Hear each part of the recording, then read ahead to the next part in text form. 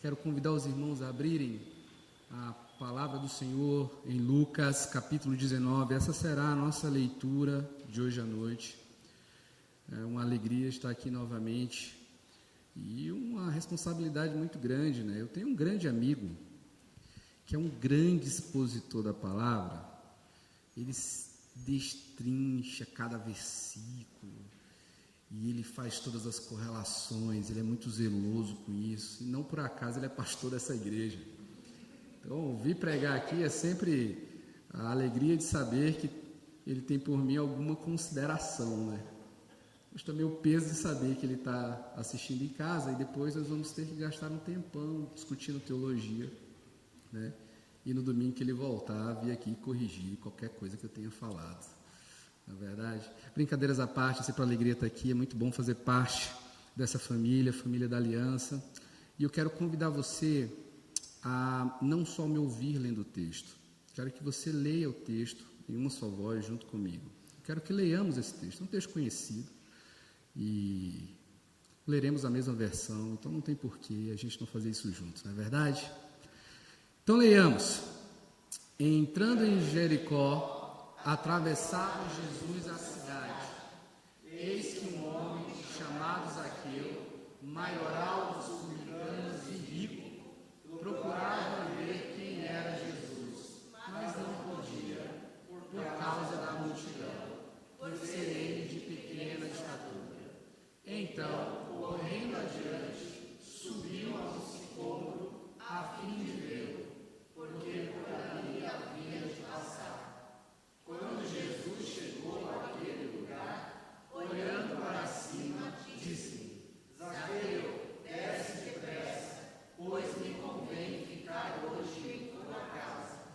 Ele desceu a toda pressa e o recebeu com alegria.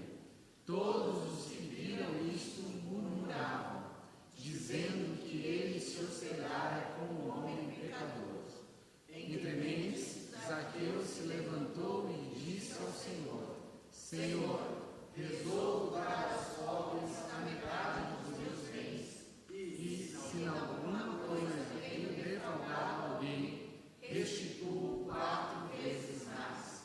Então Jesus lhe disse: Hoje houve salvação nesta casa, pois que também este é filho de Abraão, porque o Filho do Homem veio buscar e salvar o perdido.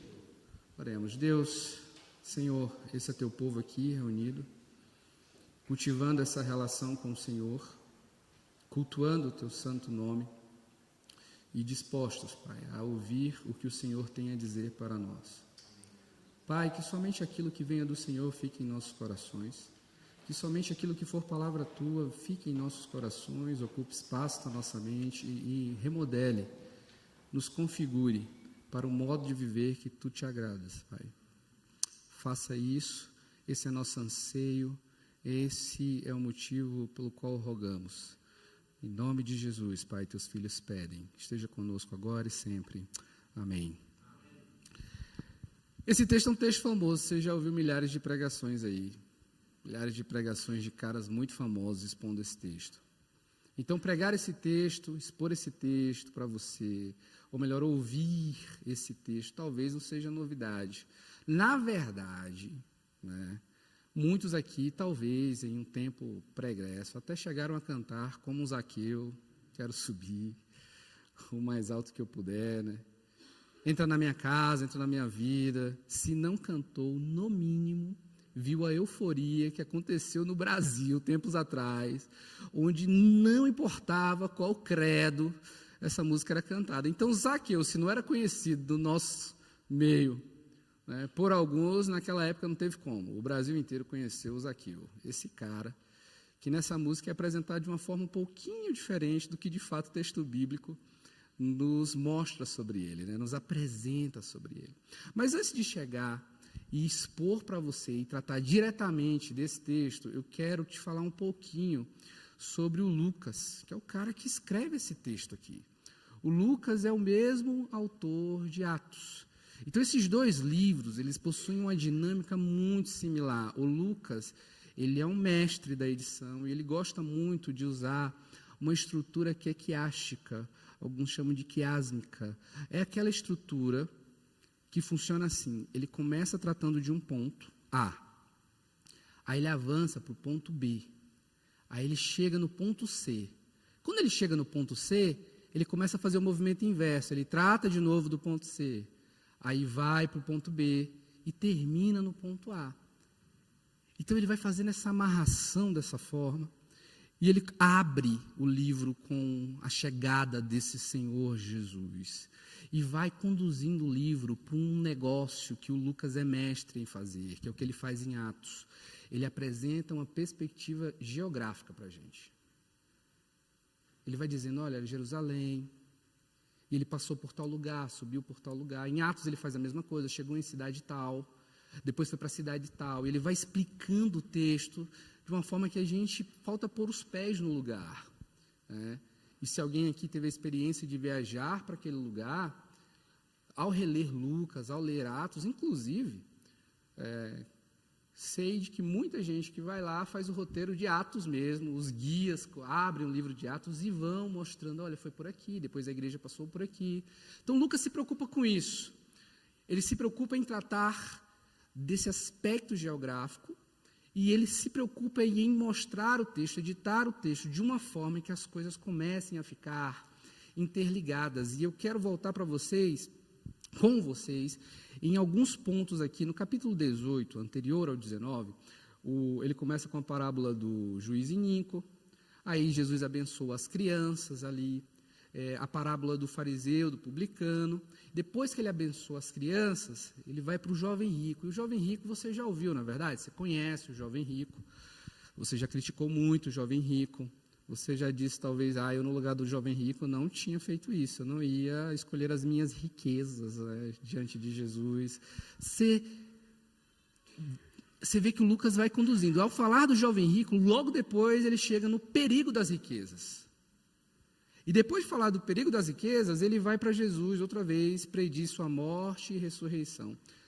Logo depois, ele chega na cura do cego de Jericó. E é a partir daqui que eu quero começar essa meditação com você sobre Zaqueu. Quero começar um pouquinho antes. Um pouquinho antes nesse jogo de edição que o nosso querido amigo Lucas faz. Porque esse cego de Jericó, ele tem uma característica muito interessante. Ele é cego, mas é o único que vê o que ninguém vê. Ele é o primeiro a ver, a ouvir de Jesus, ver em Jesus quem Jesus é. E existe aqui algo que tenta impedir de todas as formas, o cego de Jericó, esse avanço desse cego. E eu quero ler com você rapidinho aqui. Aconteceu que ao aproximar-se ele de Jericó, estava um cego assentado à beira do caminho, pedindo esmolas. E ouvindo o tropel da multidão que passava, perguntou o que era aquilo. Anunciaram-lhe que passava Jesus, o Nazareno. Então ele clamou, Jesus, filho de Davi, tem compaixão de mim. E os que iam na frente o repreendiam para que escalasse. Ele, porém, cada vez gritava mais, filho de Davi, tem misericórdia de mim. Então parou Jesus e mandou que lhe o trouxessem. E tendo ele chegado, perguntou-lhe, o que queres que eu te faça? Respondeu ele, Senhor, que eu torne a ver. Então Jesus lhe disse, recupera a tua vista, a tua fé te salvou. Imediatamente tornou a ver e seguiu glorificando a Deus. Também todo o povo, vendo isso, dava louvores a Deus. Se você pegar o paralelo que acontece em Mateus 20, Marcos 10, você vai ver que esse cara tem um nome, o nome dele é Bartimeu. E Bartimeu significa filho de Timeu. O cego, esse homem que não vê, e vê aquilo que ninguém vê, tem como nome um nome que não é dele, um nome de alguém que é um outro, o seu pai. É um homem que carrega na vida o outro nome, e não o seu. Querendo ou não, por mais que o nome não seja um nome singular, como Tiago, como Jorge, como André, como Samuel, era um nome que ainda lhe conferia um pouquinho de identidade. não tinha como olhar para ele e não dizer que, na pior das hipóteses, ele era filho de alguém. Bartimeu, filho de Timeu. Olha só que interessante agora. O Lucas nos apresenta Zaqueu, o publicano. Logo no momento em que ele está fazendo um movimento de nos explicar o que acontece aqui nessa cidade, nesse lugar, em Jericó, nesse período. E o que acontece nesse período é que Roma está dominando tudo. Roma agora domina e conduz toda forma de viver ali em Jericó. E sabe o que é interessante? É que Zaqueu significa puro, inocente. Você está rindo por quê? Está rindo porque sabe a história, né? Porque parece que Zaqueu tem tudo aqui. Menos a característica de alguém que é puro, inocente. Não é verdade? O Zaqueu, na verdade, por ser publicano, é aquele que trai o seu próprio povo. O Zaqueu é aquele que, uma vez vendido ao império, faz do seu próprio povo um meio de quê? De ganho. Ele explora o seu próprio povo para ser cada vez mais rico. Ele é um publicano. Ele é um cara que é odiado pelo seu próprio povo. Disso você sabe, você vem para a escola dominical, você estuda a Bíblia aqui, que você sabe. Só que tem uma coisa interessante, porque o Lucas, ele faz questão de dizer o seguinte: entrando em Jericó, atravessava Jesus a cidade, eis que um homem chamado Zaqueu, maioral dos publicanos. Então nós temos um adendo aqui.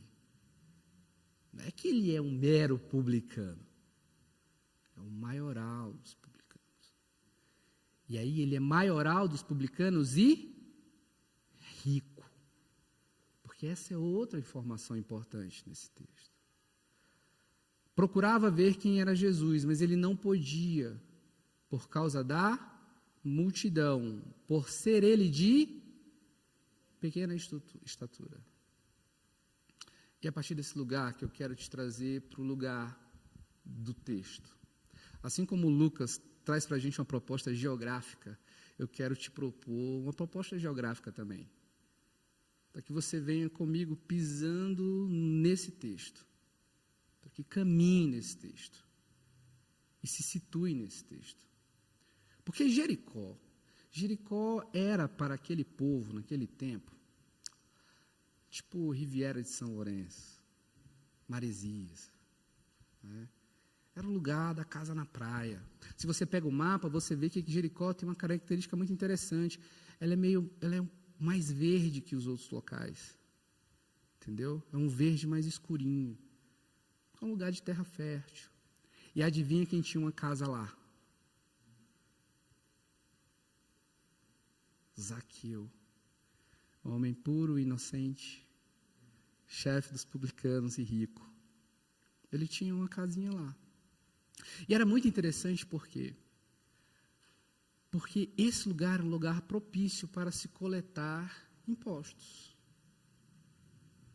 Está entendendo o panorama? Tipo quando você desce, que tem que passar ali por aqueles lugares legais, onde se você não tiver o sem parar, você vai ter que deixar um dinheiro de qualquer jeito, senão vai ser impedido de prosseguir sua estrada, na estrada, na verdade. Você conhece muito bem, um lugar muito feliz. Toda vez que você vê a plaquinha anunciando a 2 quilômetros, a 1 quilômetro, diminua para 40 quilômetros por hora, pedágio. Aqui é Jericó. Zaqueu tem uma casinha lá. São detalhes muito interessantes que Lucas nos dá. Mas Lucas faz uma coisa com o Zaqueu que ele não faz com mais nenhum outro personagem aqui. Mas é uma coisa que ele fez anteriormente com o cego de Jericó. É dar características físicas a algumas pessoas. E a única pessoa aqui que tem uma característica física interessante, diferente de ser cego, é o Zaqueu. E ele é o quê? Alguém de baixa estatura. O que alguns teólogos gostam de afirmar é que, em certa medida, essa é uma marca muito significante na vida do Zaqueu. E a gente sabe que existem marcas que a gente carrega no viver, que são marcas que fazem com que nós cresçamos, prossigamos, nos movamos na vida com muita dor. E se tem uma coisa que é capaz de fazer a gente tomar caminhos tortuosos, a ponto de querer mostrar para os outros que a gente é maior, que a gente pode sim superar, pode seguir, é dor. Uma vez magoado, uma vez ferido, uma vez marcado, uma vez caminhando na existência como alguém que sabe o peso que é ser alguém, sempre visto de cima para baixo, sempre olhado de cima para baixo. É o peso de ter que se apresentar na vida, muitas vezes querendo provar ser muito maior do que aquilo que se é, ou querer dizer que a minha marca, aquilo que foi colocado em mim como identidade, não é a minha identidade. Eu sou maior que isso, eu sou outra coisa. Eu posso ser muito maior que esse povo, eu posso ser muito maior do que essa gente. Esse meio aqui não vai definir quem eu sou, e se o problema do viver para mim é minha pequena estatura, vou mostrar para os outros que eu posso até ser pequeno, mas não sou tão pequeno assim. Posso ser grande por outras vias, por outros meios. A minha limitação, aquilo que para os outros é limite, para mim vai ser um meio de chegar aonde eu quero chegar. E assim a gente cresce, galgando lugares, galgando espaço, sonhando com a possibilidade de se provar muito melhor do que para todos aqueles que um dia me subestimaram, para todos aqueles que um dia olharam para mim de cima para baixo, para todos aqueles, em suma, que disseram, você não vai conseguir. Não é assim? Não é assim que muito fomos criados? Não é assim que, em certa medida, a gente gosta de se apresentar ao mundo? Quando alguém elogia nosso carro, nossa casa, nosso momento atual, quantos de nós não gostamos de dizer, você não sabe de onde eu vim? Quantos de nós não gostamos de cantar, você não sabe o quanto eu caminhei para chegar até aqui? Na verdade, quantos de nós usamos como motivação para conquistar o que conquistamos, para superar o que superamos, momentos de dor e fragilidade, limitações, contextos sociais que foram superados? Quantos de nós não gostamos de dizer, sou o primeiro da minha família que? Não é? Sou o primeiro que se formou na universidade. Sou o primeiro que conquistou o que conquistou. Não só isso, fui o primeiro a conquistar e quem deu à minha família um significado, uma vida melhor. Na verdade, esse é Zaqueu. Talvez essa não seja de fato a motivação para ele. São só apontamentos de outros pesquisadores, outros teólogos. Mas em certa medida, é muito como vivemos e como nos comportamos no viver. Zaqueu é esse cara que tem a vida, tem a sua expressão na vida, sendo sempre o indivíduo que é visto de cima para baixo. Mas tem uma coisa muito interessante aqui que Lucas faz. No primeiro movimento nós temos um cego que não vê, mas que vê o que ninguém vê. E é tentado, ou melhor, e tentam impedi-lo de continuar a clamar por Jesus. E no segundo movimento nós temos um cara que vê, mas não consegue ver. Porque possui baixa estatura e é impedido pela multidão novamente. Aqui nós temos Zaqueu, que vê, mas não consegue ver. É impedido de ver. Todos nós vivemos a realidade do contexto social. E é por isso que nós lutamos tanto, em certa medida, para superar alguns contextos, quebrar algumas barreiras. Nós adjetivamos as pessoas, nós nos adjetivamos e, em certa medida, fomos adjetivados, não é verdade? É o fulano. Ixi, que é o que fez, vira referência. Eu virei referência social. Se quiser apontar e dar referência para qualquer pessoa, diz assim, está do lado do careca barbudo. E eu não estou brincando. Tá? A minha filha fala isso. O corte do cabelo do meu pai, ela fala isso para todo mundo, ela só tem 8 anos, é o corte Wi-Fi, sem fio. A gente vira referência, todo mundo vira referência, nós somos adjetivados, na verdade. E aí esses adjetivos são capazes de fazer, por muitas vezes, nós lutarmos com todas as nossas forças para mostrar que aquilo que foi colocado sobre nossas vidas como limite não significa nada, nós seremos maiores. Então, em certa medida, nós temos 2 pontos aqui que Lucas nos apresenta como central: cegueira. E em certa medida, nesse contexto, ser rico não é uma coisa legal.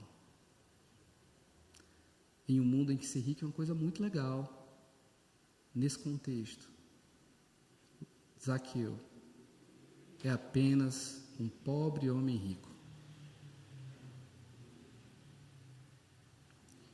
E o que eu quero dizer com tudo isso para você nesse primeiro momento é isso. Não sou eu aquele que julga a tua história, nem as tuas motivações. Muito menos aquele que vai colocar em prateleiras com bastante significado ou não, dar significado ou não, as tuas conquistas, as tuas vitórias. Mas existem conquistas e vitórias que, em certa medida, não são tão legais.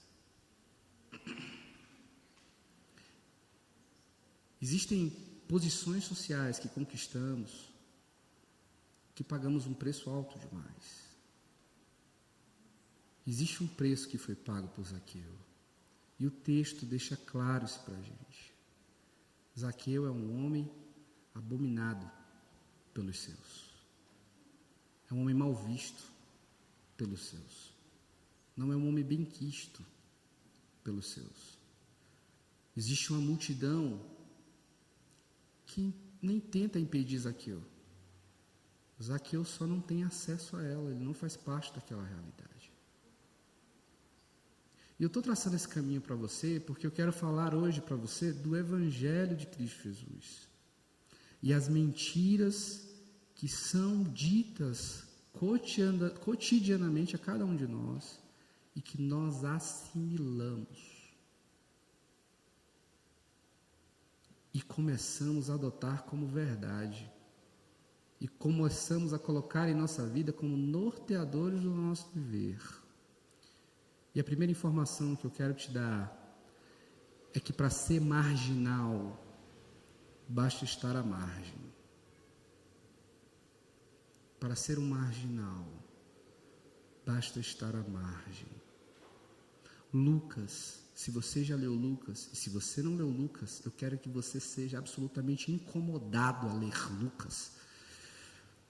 Ele investe um tempo absurdo falando dos pobres, dos fragilizados, do cego antes de chegar aqui. E agora ele vai falar de um outro tipo de marginal, e esse marginal é um homem rico. Para ser marginal, basta estar à margem.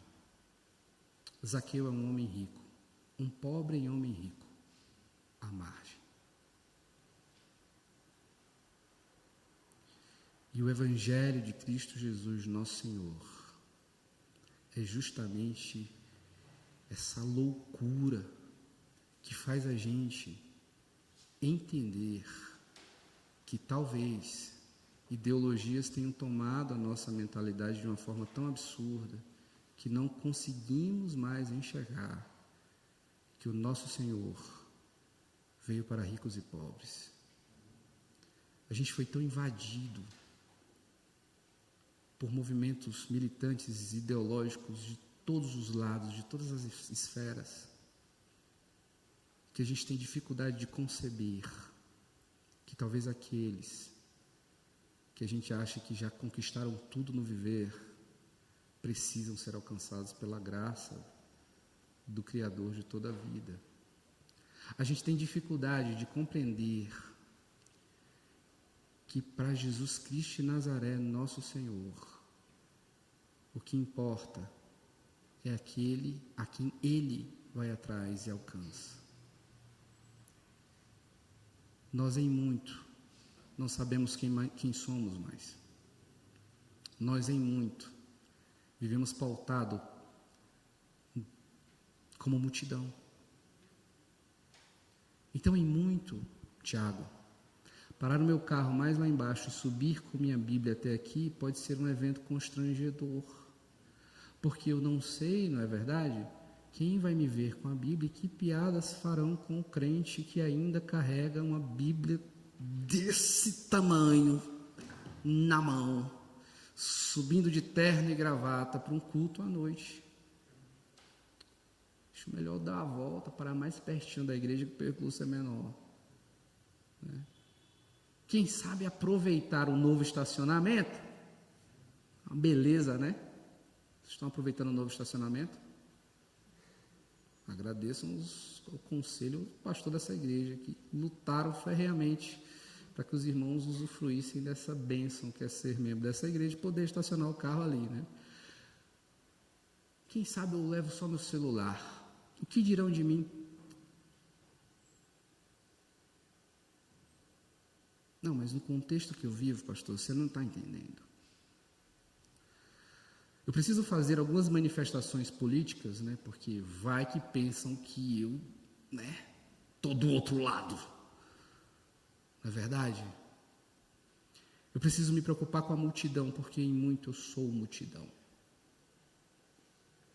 Eu preciso me preocupar como eu vou me portar em muito, porque em muito eu me tornei multidão. E se tem um problema que multidão carrega, é que multidão não sabe o que é, não sabe o que acontece e é formada, composta por vários tipos de pessoas. E eu vou dizer para vocês mais ou menos como é a multidão. A multidão é assim: pegou a Marginal Tietê, meio-dia. Acidente de carro. Em tese, André, dá para todo mundo passar sem o fluxo ficar ruim. Mas não dá para passar assim, né? Eu tenho que o quê? Tenho que o quê? Que ver, né? Então eu vou diminuir um pouquinho a velocidade, né? Porque vai que eu vou ter que ajudar outra pessoa que eu conheça, né? Vai que é isso. E tá aquele monte de gente ali. E aquele monte de gente é composto por uma ambulância. Aí claramente você pensa, tem uma moto. Que sabe o que de fato aconteceu. Gente que não sabe o que aconteceu, mas quer saber. Gente que não sabe, não quer saber, mas quer dar uma olhada assim, né? Por quê? Porque se está todo mundo parando, né? Afinal foi um acidente. E quantas vezes essa é a nossa vida no meio da comunidade de fé? A gente vai porque a gente vai. O que acontece no meio da minha igreja? Não sei. Mas todo domingo eu estou lá. O que importa é que eu estou lá. Eu estou lá. Você está me vendo, né? Todo domingo. Estou lá. Gente que sabe o que está acontecendo e quer se envolver. Gente que conhece quem se envolve. Não, eu amo minha igreja. Amo minha igreja. Tem pessoas lá que são pessoas chaves, assim. Já viu a Dani? Já viu o Samuel? Já viu o Delore? Pessoas chaves, estão ali, ó. Mas e você? Não, eu apoio eles. Se eles disserem, eu estou junto. Multidão. E em muito ser multidão, irmãos, é isso. É impedir pessoas de verem Jesus. Está ali cercando Jesus. Seguindo Jesus. Empatando pessoas de ver Jesus.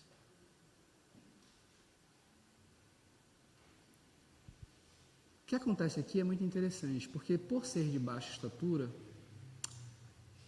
o Zaqueu tem uma ideia brilhante. Ele resolve subir em uma árvore. E ao subir nessa árvore acontece um negócio fabuloso. Porque ele está de cima, no lugar onde ele sabe que Jesus vai passar. E nós temos um encontro. Um encontro onde Jesus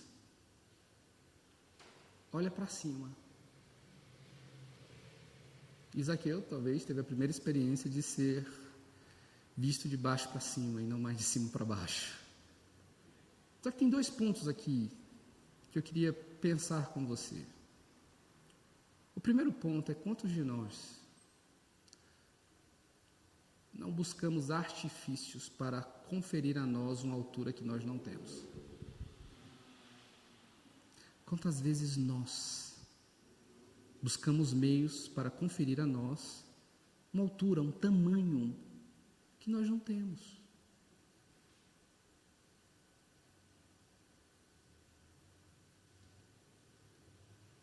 E quantas vezes nós lidamos com Deus desse lugar, de alguém que é mais alto do que o próprio Deus, que olha Deus de cima para baixo e não de baixo para cima, que se relaciona com Deus numa perspectiva de: eu te vejo, eu sei onde você está, eu sei por onde você passa, talvez, quem sabe, você faça o que eu queira, das minhas negociações, das minhas barganhas, na verdade. Quantas vezes nós, nos nossos relacionamentos com os nossos irmãos, na comunidade de fé,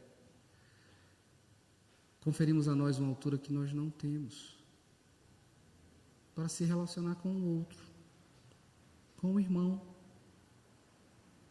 Você é presbítero, mas você sabe quem era meu pai?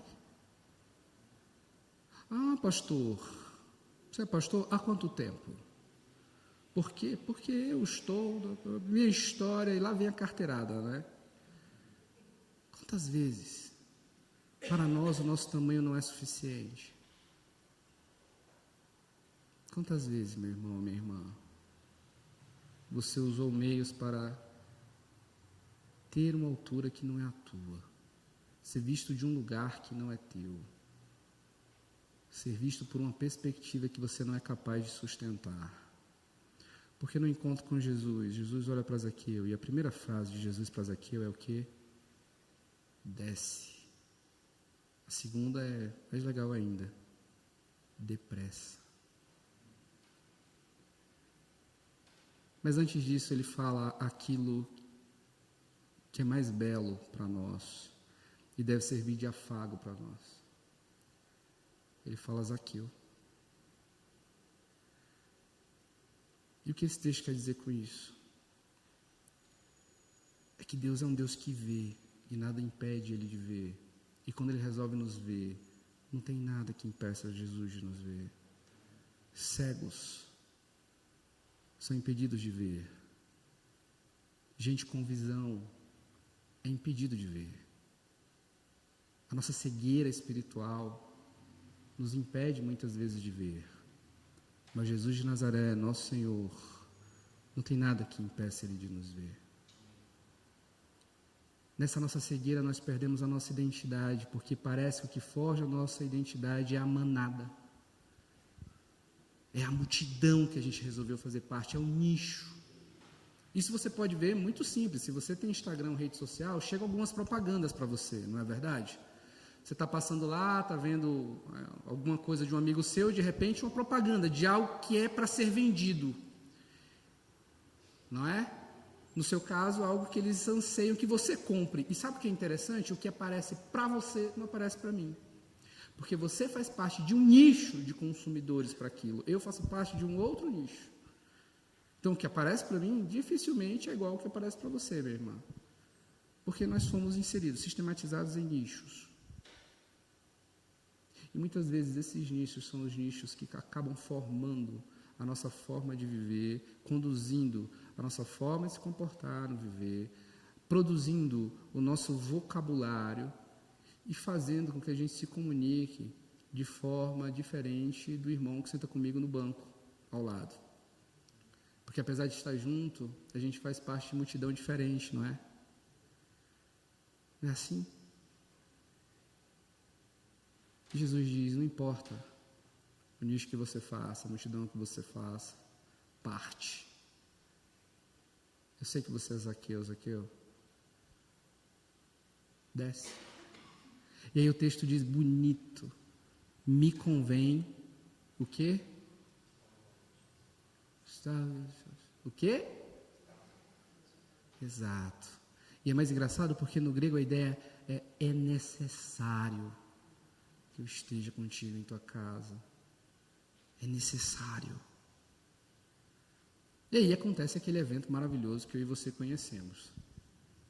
O nosso Senhor Jesus Cristo vai à casa de Zaqueu e acontece aquele banquete maravilhoso, não é? Onde eles estão ali conversando, onde eles estão ali dialogando, onde Jesus, muito mais do que dizer para Zaqueu, Zaqueu, eu tenho para ti um livro, leia, e teus caminhos estarão solucionados. Zaqueu, eu tenho para ti, meu querido, 5 leis aqui espirituais, se você seguir, as coisas vão se ajustar.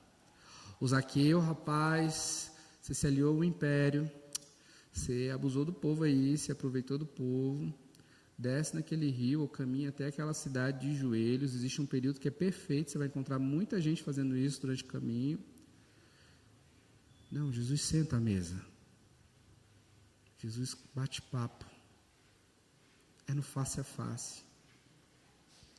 Existe uma diferença entre ser um grupo que senta junto, come junto, partilha o pão junto e ser multidão. Existe uma forma de ser igreja que vai além da sua mera presença nesse lugar, batendo o seu ponto de domingo, no anseio místico, de que isso te dê uma semana de paz, que teu carro não bata essa semana, que a tua conta não seja invadida por um hacker, de que nada teu seja exposto, de que uma conta que você não está esperando não chegue, de que uma doença não te leve para o hospital. Existe um evangelho que é o evangelho de sentar à mesa, de um Deus que diz, nunca foi sobre a estatura que você tem, porque eu sei quem você é, o tamanho que você tem, eu sei teu nome, eu sei que você é Zaqueu, eu sei que você é Ana, eu sei que você é Ismael, eu sei a tua história, meu irmão, e deixa eu te dizer, desce depressa, não tem como a gente se relacionar contigo aí em cima, você não é dessa altura, desce. Me convém, me é necessário me hospedar na sua casa. E se hospedar na casa de alguém é estar em um lugar de hóspede. Você me servirá hoje na tua casa, Zaqueu. Eu estou me convidando. É tipo eu, quando eu falo com algumas pessoas lá da fonte. Onde você está? Estou em casa. Que bom, porque eu estou chegando. A carne está pronta? Precisa levar o quê? Mas pastor, eu já estou na porta. Não vai fazer uma desfeita dessa, né? Brincadeiras à parte, não é bem assim, mas é quase assim. É o que a gente faz com amigos, não é verdade? O que a gente faz com amigos aí? Você está onde? Cara, estou indo para tua casa. Ou a gente vai para onde aqui depois da igreja? Vamos comer em tal lugar? Ah, mas eu ia para a casa do fulano. Ah, então vai, mas eu posso ir também? Não, vai todo mundo junto, ele também é meu amigo. Jesus é para a casa do Zaqueu como hóspede e sabe o que acontece aqui. De novo. Eu vou ler com você. 7. Todos os que viram isto, o quê? Murmuravam. Por quê?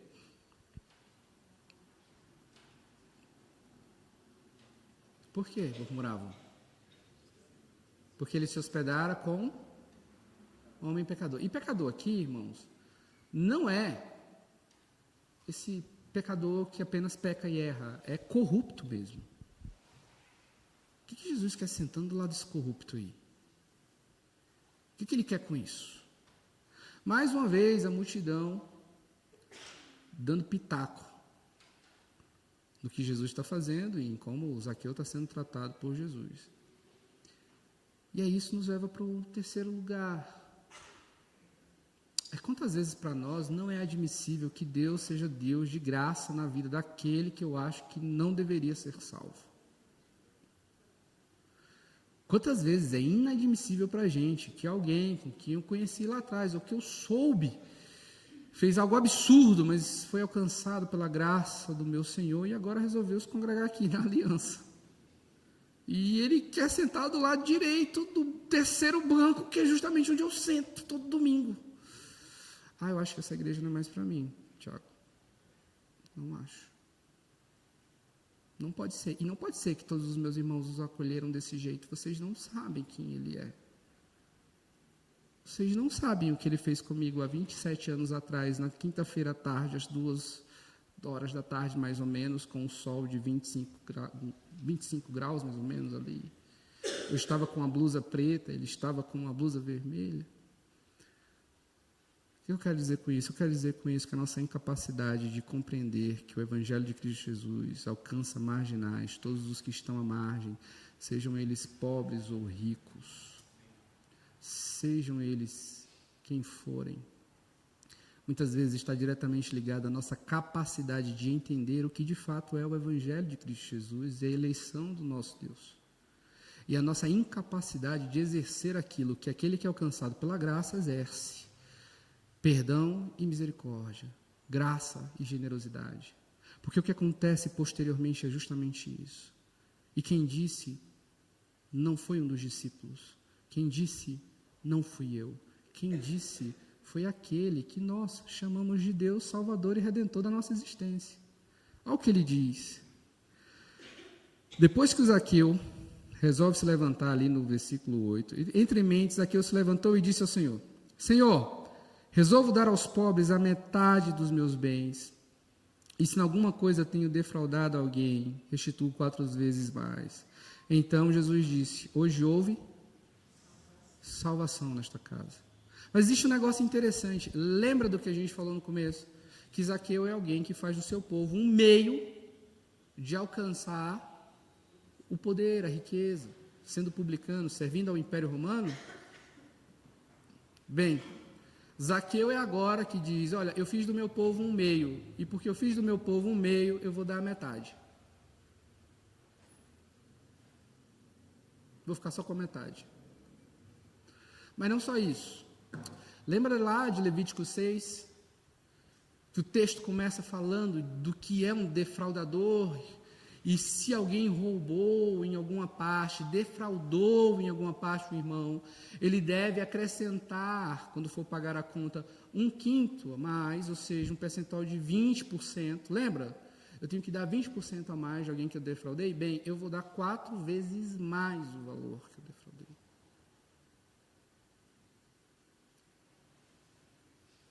Ele faz uma ligação direta a Levítico 6, e isso é muito interessante.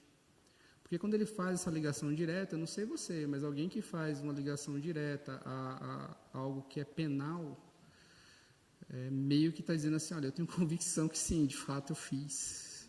E todo mundo da cidade sabia que ele era corrupto mesmo. Existe essa brincadeira com o nome puro e inocente, que é um corrupto. Como assim Jesus senta com ele? Bem, Jesus continua e diz...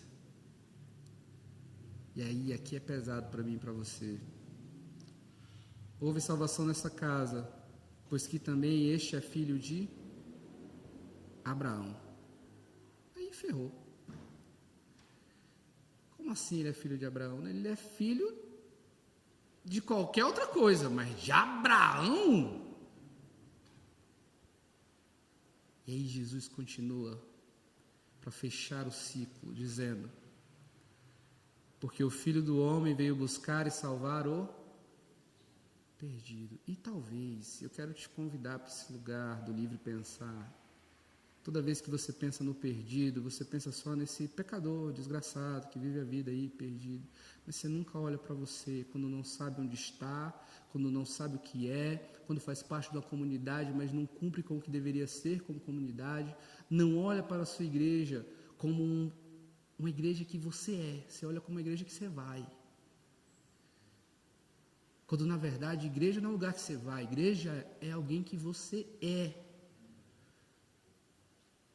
Você olha para o texto do perdido e você sempre acha que o perdido é o cara que está lá, longe dos caminhos do Senhor, mas nunca pensa que talvez você, seguindo o Senhor, por empreitadas onde o Senhor vai e passa, na verdade é multidão e não sabe quem é. Não sabe o que é, porque aprendeu desde criança talvez a seguir um movimento, ou aprendeu como adulto que fazia muito bem fazer parte de uma comunidade que tem algumas pessoas, porque afinal isso é networking. E não se deparou com algo que Jesus, nosso Senhor, vem dizendo durante todo o Evangelho. Na verdade, desde o Gênesis. Que essa anestesia, às vezes, essa cegueira que a gente vive quando está perdido, porque não sei se você sabe, eu estudei em colégio militar minha vida toda, assim, então a gente fazia trilhas, e eu vou te dizer um negócio que eu não sei se você sabe, mas dificilmente você sabe que está perdido até determinado tempo. Assim, passa 30, 40 minutos, 1 hora, você fala, eita, estou perdido.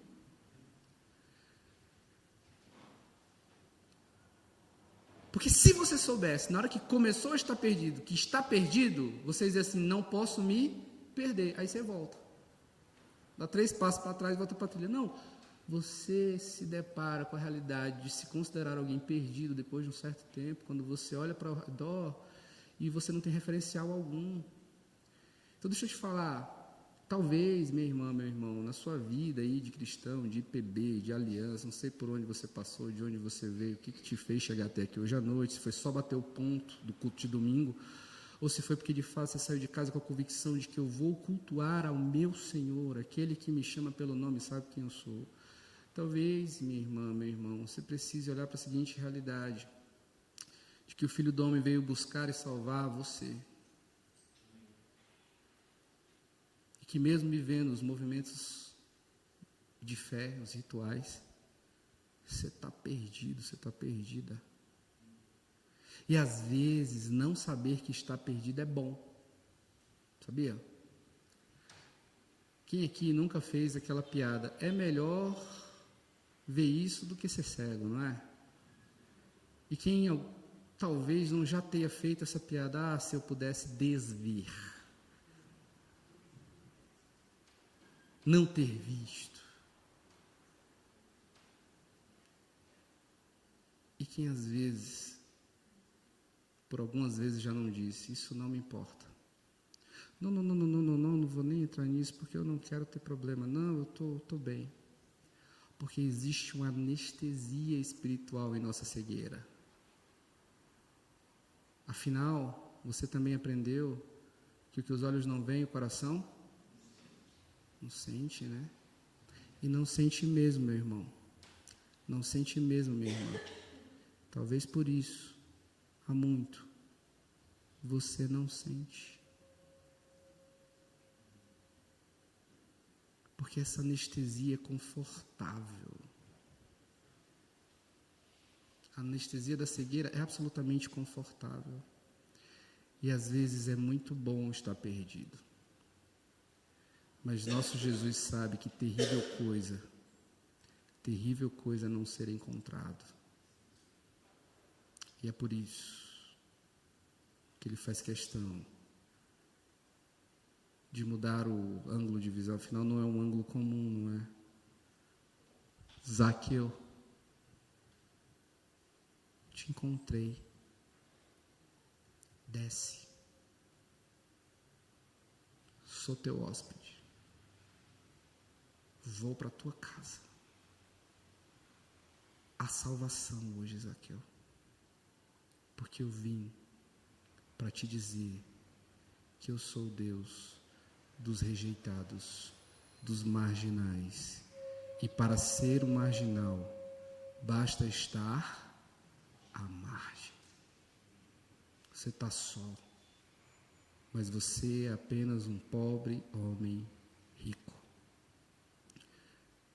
Minha irmã, meu irmão, esse é o Evangelho de Jesus Cristo, onde a igreja de Deus é o lugar para pobres e ricos. mas com a consciência de que somos todos marginais, quando não estamos no lugar onde deveríamos estar, que é sentados à mesa do nosso Senhor, ceando com o nosso Senhor, comendo pão, bebendo vinho. E quero encerrar te lembrando da multidão. Porque às vezes você é multidão, mas às vezes a sua preocupação é com essa multidão, né? Lembra lá, a multidão não queria empatar a vida do cego. A multidão empatava a vida de Zaqueu. E a multidão, no final, quando tudo está bem com Zaqueu, ele está ao lado de Jesus, que é onde a multidão estava antes, né? Caminhando ao lado de Jesus. A multidão agora está o quê? Falando mal de Jesus. Meu irmão, você ainda vai ficar se importando com multidão e não vai viver o evangelho como você deve viver, não vai viver a tua vida com Cristo como deve viver, quando você sabe que a tua performance não engana ninguém, além de você mesmo, porque todo mundo sabe que você é um fracasso na existência. Você sabe, eu sei. Não queira performar, meu irmão. Não é a quantidade de dinheiro que você tem, nem os seus olhos azuis. Você, na existência, não tem a capacidade de conduzir o teu existir, o teu destino, a tua caminhada. Você não consegue nem fazer teu cachorro parar de latir. Você não consegue, minha irmã. E o pior do teu cachorro é que ainda incomoda o vizinho. Você está entendendo o que eu quero dizer? Você está entendendo o que o Evangelho está querendo te dizer? O que o Evangelho está querendo dizer para mim e para você é que existe um Senhor sobre nossas vidas. E Ele sabe, ao contrário da multidão, quem nós somos e o que está acontecendo conosco. Ele não é um curioso da marginal. Ele é o Deus Todo-Poderoso que te conhece por dentro e por fora e às vezes fala assim, para, menos, não performa. Desce, filha, desce, menos, desce. Tá bom, desce. Mas a todos diz, eu vou sentar contigo, eu vou para a tua casa, eu vou ser senhor da tua casa, sendo hóspede. Há salvação quando nós entendemos quem somos em Cristo Jesus e não esquecemos que pouco importa a nossa performance, pouco importa as nossas conquistas, pouco importa o que a gente usou como meio para alcançar o que a gente alcançou. Pouco importa. Tudo é nada quando eu encontro a realidade da beleza de quem eu sou em Cristo Jesus e a graça de ser visto e encontrado por Ele. Às vezes é muito bom e confortável estar perdido, mas terrível coisa é não ser encontrado. Que Cristo, nosso Senhor Jesus, te traga para esse lugar, onde você olhe para a sua igreja e não seja mais um, seja você igreja. Onde você pare de falar da igreja em terceira pessoa, porque você está falando de você. Falar mal da igreja é falar de você em terceira pessoa. Não ser igreja é ser multidão. Ser igreja é ser corpo. Ser multidão é empatar pessoas de serem parte desse corpo. Ser corpo é possuir a capacidade de abraçar e acolher, de sentar, chorar e sofrer com aquele que muitas vezes, não é visto com bons olhos. É assim que Lucas vai construindo sua narrativa. Um pouco antes disso, do cego de Jericó, tem a história das criancinhas, lembra? Quem atrapalha as criancinhas de chegar a Jesus? Que tipo de discípulo você é, meu irmão? E é essa a narrativa de Lucas, a edição de Lucas. O que ele vai dizendo para a gente é: crianças, cegos aleijados, ricos publicanos, para Jesus são todos do mesmo tamanho.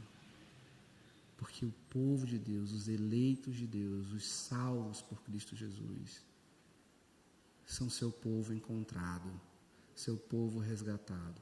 Eu não sei como você tem olhado para você e o que esse mundo tem feito você fazer, performar, conferir para você uma altura que você não tem, para impressionar. Até mesmo quando sai da igreja ou de casa para a igreja, já vai pensando em como vai fazer para impressionar, para chamar a atenção. Deixa eu te falar, você já foi encontrado. Quem precisava te ver, te viu. Ele sabe o teu nome.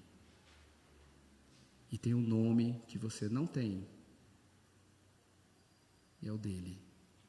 Que é o nome sobre todo nome. Que sabe o teu nome. E diz: desce. Desce depressa. Eu vou para tua casa.